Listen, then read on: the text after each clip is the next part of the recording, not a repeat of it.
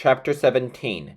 What does he do with sick bees? I wondered again, quivering in terror. He probably throws them into the garbage, I thought. Or, even worse, he feeds them to his pet bird or frog. Despite my wariness, I knew I couldn't wait around to find out. I had to get out of there.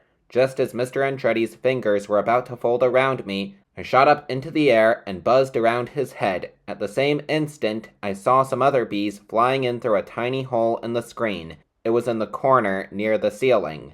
I buzzed Mr. Andretti's face one more time, then I raced toward the hole. As I tried to squeeze myself out the exit hole, I crashed right into another bee who was flying in. He glared at me and gave me an angry buzz.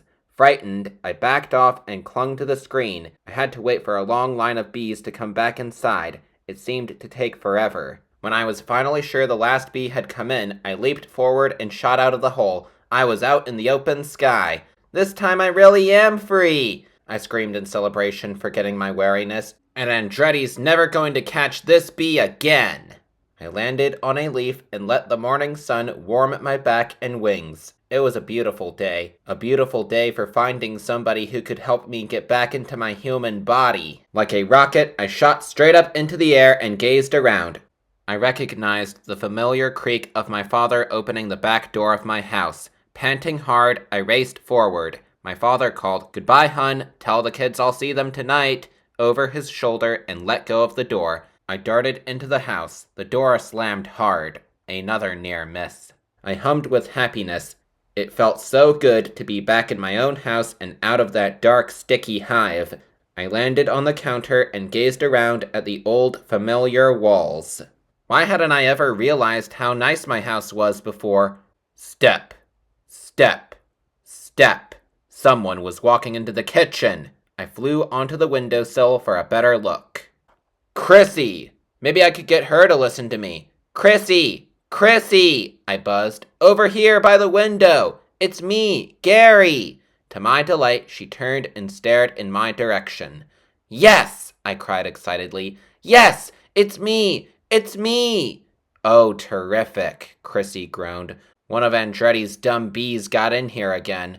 Okay, so it wasn't exactly the reaction I'd been hoping for, but she'd still noticed me. Maybe if I flew right onto her shoulder and spoke into her ear, she'd be able to understand me. My heart vibrating my entire body, I lifted myself up off the windowsill and soared toward my sister. Chrissy! I buzzed as I approached her shoulder. You have to listen to me. Ah! Chrissy screeched so loud I was afraid the glass in the windows would shatter. Get away from me, bee! She started thrashing her hands in the air, trying to bat me away. Ow! I cried out as she slapped me. Stung with pain, I lost control and landed with a thud on the tiled countertop. I raised my eyes in time to see Chrissy grab a fly swatter from out of the broom closet. No, Chrissy! No! I screamed. Not that! You don't want to do that to your own brother! My sister lifted up the fly swatter and thwacked it down right next to me. I could feel the rush of air from it, and I felt the entire counter shake.